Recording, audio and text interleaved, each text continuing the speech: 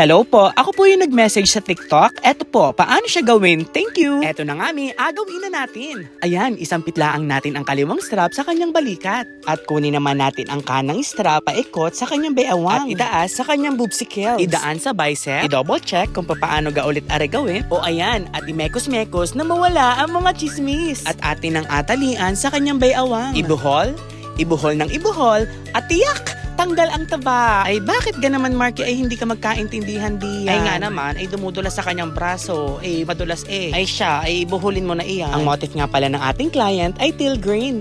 Ay ika naman ang aking mannequin. Ay Marky, ako'y pagod na sa iyo. Ay talaga laang.